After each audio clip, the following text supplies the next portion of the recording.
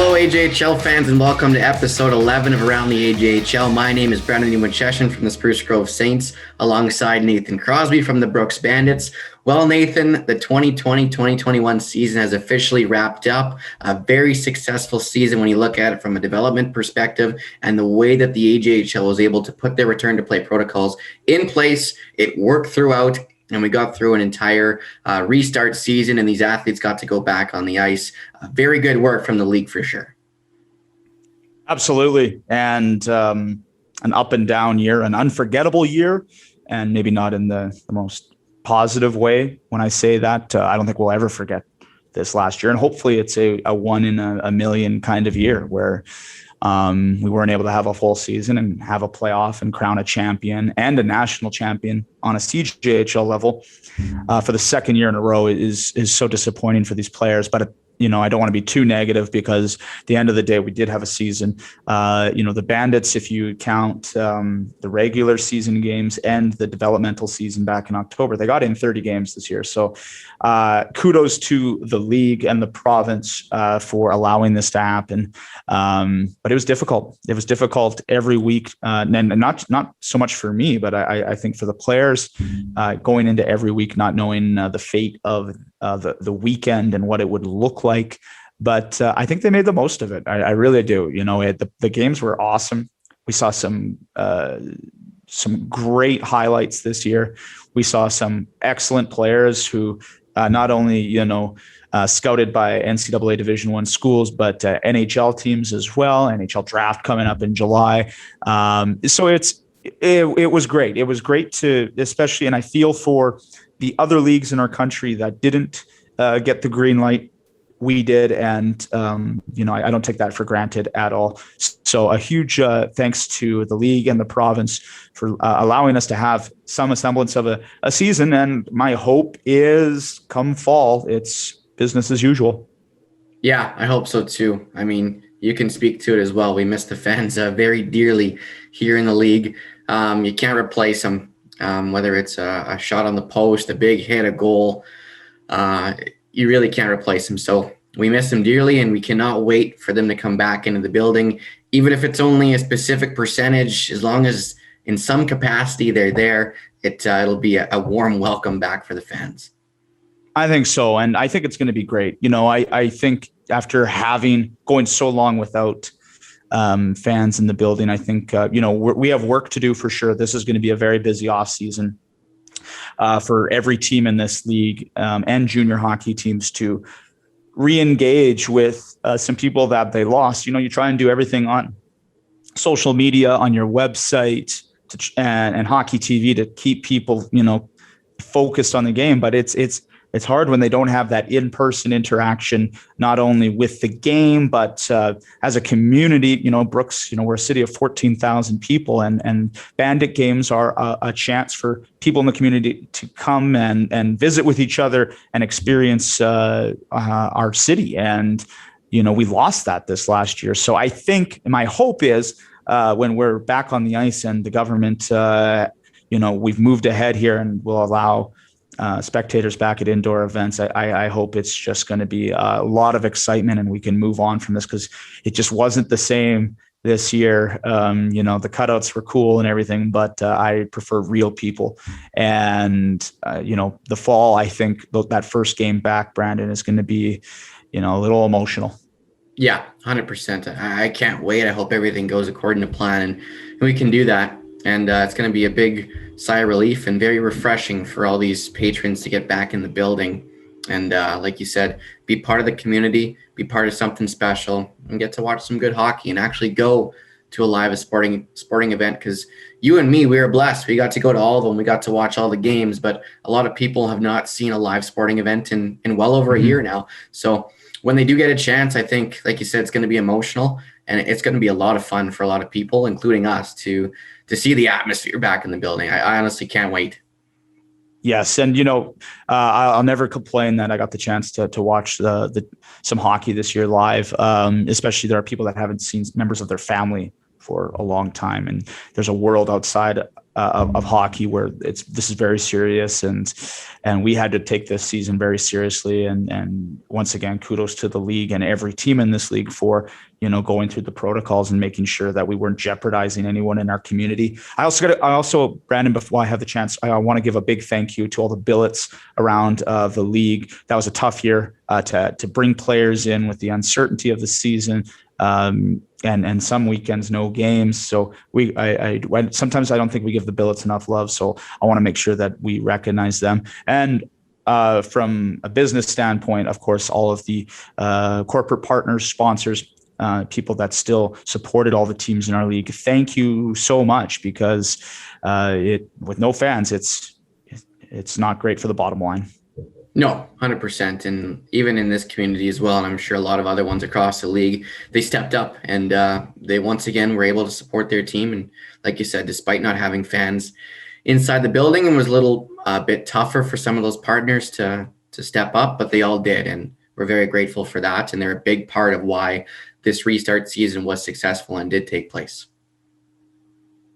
100%. And once again, thank you to all of our fans. We can't wait for the fall. And Brandon, thank you. I had a ton of fun with you over the last few months here recording these Around the AJHL episodes.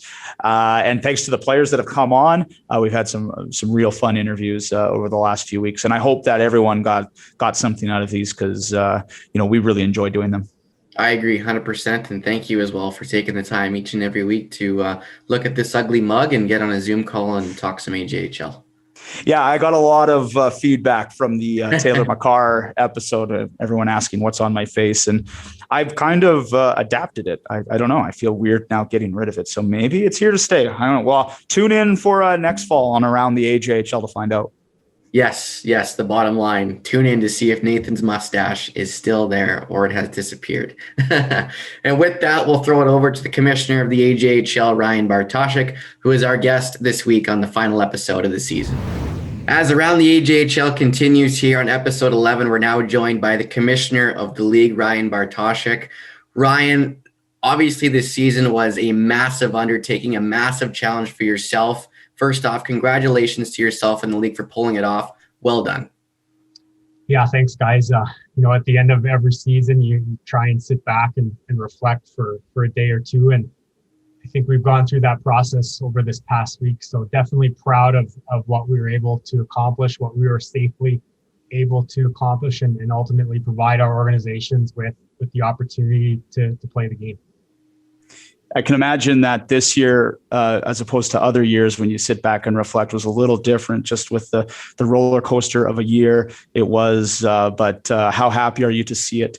We got to the end and played right up until we had expected to play. Yeah. Obviously a different type of year and a different type of reflection. And typically, you crown a champion and you go along that journey with them through the Doyle Cup and the national championship. But, I think this year you have to sit back and just understand what we were able to accomplish from a developmental perspective, from a camaraderie perspective, from a physical and mental health perspective. So, over the last couple of days, it's very encouraging, and I'm very proud to see a lot of notes from, whether it's players or billets or parents or the team, just as far as what the season meant to them. And, at the end of the day, that's why our league and our teams are in it. It's for our athletes and for our community. So I think we did a great job within those two components. You mentioned what it meant to you, Ryan, or what it meant to the players rather, but what did the season mean to you? Yeah, I think, for myself, I think it really galvanized the league as far as what we can do collectively. I think we can take that moving forward and just rely on the relationships we built, how we came together as a group and a league, and move forward onto things that can make our league better. And I think that was a big part of it this year. You touched on it a little bit, but how crucial was it for these players to get to play this season, to not lose an entire year of development, to get to showcase their skills in front of some scouts, NHL, NCAA, and then mental health as well, getting to still go around their peers and play the game they love? Yeah, just to get back to something and even as a former athlete and when we're all part of something, you step away and that's the most important part as far as being together, being in the being in the locker room, coming together as a team. And I think we forget some of that sometimes. And I think that was a big part of it. You know, you go through the stages of the season as far as wanting to get back on the ice, wanting to compete, wanting to play for something, and to step away. You know, we were in a good spot there for a couple of weeks as a province. And, you know, I'll tell you this, there was a bracket drafted out on my desk, and we were looking to potentially provide something down the line to crown a champion and to recognize that. And that's something we all want as competitors, is to play for something. Well, in this case, we were playing for a different reason. And I think those advantages were, again, you know, development and community and camaraderie and physical and mental health. So it's hard to disconnect from that focus of wanting to win and achieve a championship rather than just win that individual game. So would I have loved to crown a champion? Yes. Am I proud of what we have done? Yeah, for sure. Ryan, what do you think you'll learn from this year as we move ahead into the 21-22 season? And still, there's lots of unknowns out there, but what do you think we can take from this last year that can help us moving forward? Yeah, and I've spoke to it a few times, and I think it's just the relationships we were able to build, and not only outside the league, but within the league, understanding where everyone comes from and their individual points of view, but understanding how that comes back collectively to the entire group. So, you know, I think about that a lot right now as we prepare for next season. We are in a better spot. We have better relationships with the government, Alberta Health. To be honest, without our chief medical officer, we're probably not playing this season. So just those relationships we've been able to take away from this and build on moving forward puts us in a better spot. And then looking at it internally, again, what we are able to do collectively, we can build on for other things moving forward in this league. So very proud of how our group came together and really excited as far as what we can do moving forward. How did the AJHL do it? Because there's a lot of leagues across this country at this level that unfortunately did not get to play. Obviously, we're very grateful we did get to play. What were the main factors as to why the AJHL got this done? You know, a lot of it comes down to timing, and a lot of it comes down just to the fundamental pieces of communication and, again, relationships, and you know, proving that we could present a protocol that would be safe, proving that we could execute that protocol, but also proving that we were able to adapt and listen to potential challenges coming down the road. And obviously, we're operating within a bigger system within the province.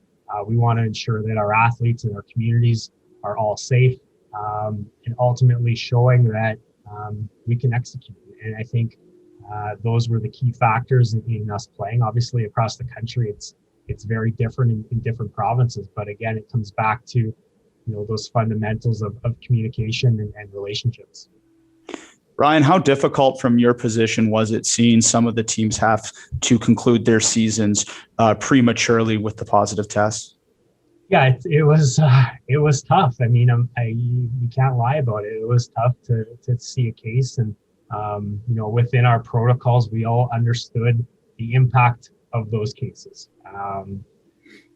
and to walk through it and to go through it on a day-to-day basis. Yeah, it was difficult, and I felt for the guys, but at the end of the day, we were protecting our communities, and I'm very confident in saying that our protocol did work.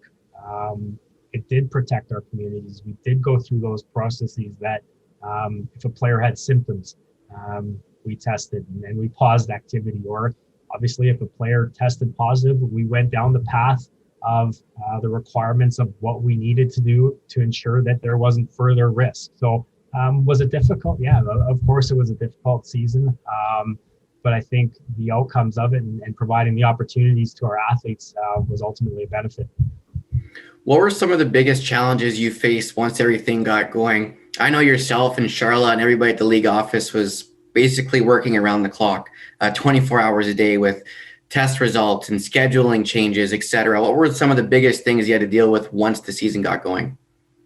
with the testing and testing results, again, we knew what we signed up for. We knew the responsibility. And I think for everyone just to sit back, you have to understand what that responsibility was, and whether that's from the league office to the staff, to the individual teams, to the players, to the billets, to the facilities, right?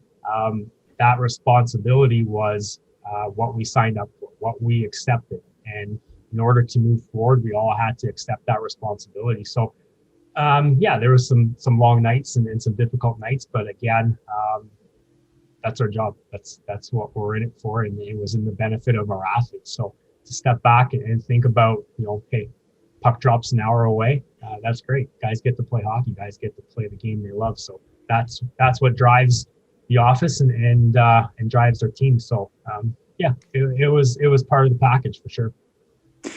Ryan, I know these last few days now that the players have had their exit meetings and we're heading now into the off season, the kind of sentiment around at least the Bandits office is, let's look ahead to next year and plan for it as if it's going to be a normal season that starts, with your training camp at the end of August, move into preseason in September.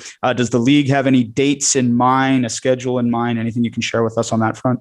Yeah, we worked through some of those conversations with our GMs and coaches as well as our board of governors last week. So, as of right now, we're planning to start as per usual. So, I think the benefits again of this season from a planning perspective will assist if we have to pivot and adjust again next year. But for myself, you look at the athletes that were able to participate in the league this year, whether that be the younger athlete or the older athlete, where most likely they'll still be back in our league next year. So I'm really excited about the quality of our teams next year, the quality of our athletes, and excited for those existing athletes who got to experience this past year and build off that experience, and then as well as the new athletes coming in next year. So from a pure competitive athlete development component, I think this year will be of a great benefit to us.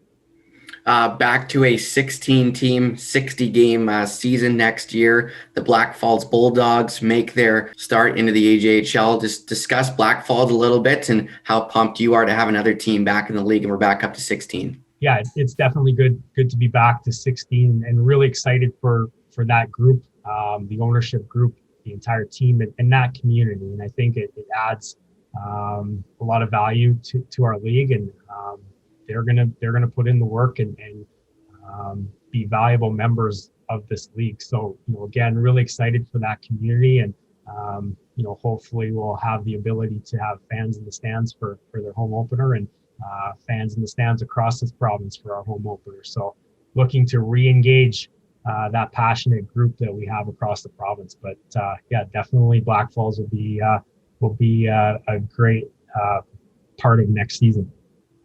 And I think a big part of this offseason that I'm excited for is the NHL Draft scheduled in July there. I think that's going to be a lot of fun to see another Bandit go, but and who knows who else. But certainly that has to be something on your radar as well. Yeah, always exciting for the draft. And in the back of everyone's mind, you look at what we've done for our athletes this past year, and for someone like Corson, giving them the opportunity to compete, giving all of our athletes the opportunity for exposure, whether that's at the NHL, the college level, or wherever they choose to move on to. So, again, some of the feedback from our athletes over the last couple of days, just thankful for that opportunity, and setting up the next pathway for their development, for their life. So, yeah, to circle back, hopeful that Corson will go back and develop here and go off to school and make that jump. Just again, thank you for the work you've done at the league office. Charla as well. She's been a huge asset as well. And working with our team and all the other teams. And at the end of the day, the Bandits got to play, if you count the games in the fall, in the developmental season, 30 games. So considering everything that's going on in the world, I'd say that was quite the success. Yeah, and thanks to you guys, and thanks to everyone, and just the AJHL family, and you realize how big it is. And like I mentioned, that's our office. all of our teams. Those are our athletes, billets, sponsors, communities, and you just understand the reach that we have across this province. So, again, hopefully we can build off of what we experienced this past season, the good and the bad, and continue to build on that. And collectively, as 16 teams, continue to get better as a league. Yeah, I definitely echo what Nathan said. I know there's been a lot of challenges, and you guys have done a great job to pull this off. It was tremendous from our standpoint, from a Saint standpoint, I'm sure a Bandit standpoint, and the rest of the league, that we were able to play and get those athletes back on the ice. Final one from me.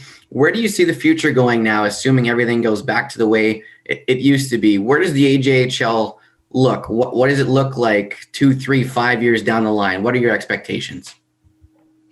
As a league, we continue to develop athletes, and I think that's the foundation of our league. And what that looks like is providing them with the opportunities to excel within our communities, providing them with learning opportunity both on and off the ice, and for us is to continue to get better from a competitive standpoint, and always being able to look in the mirror and get better every day.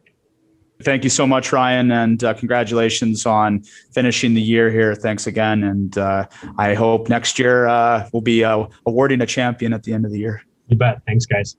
Thanks, Ryan. Special thanks to the Commissioner for taking some time to join us here this week on the final episode of Around the AJHL this season. Lots of good things that Ryan touched on there, Nathan. Great job by him, his entire staff, to get the protocols in place, adapt, conquer, and ultimately put forth a successful season for all the teams and athletes.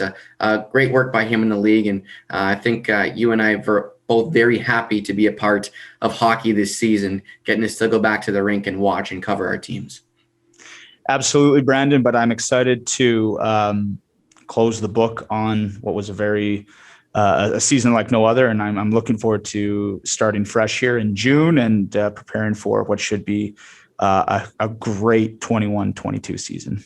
I completely agree. Nathan, really appreciate you all season for the last couple of months doing these episodes. Take care, and we'll talk to you down the line.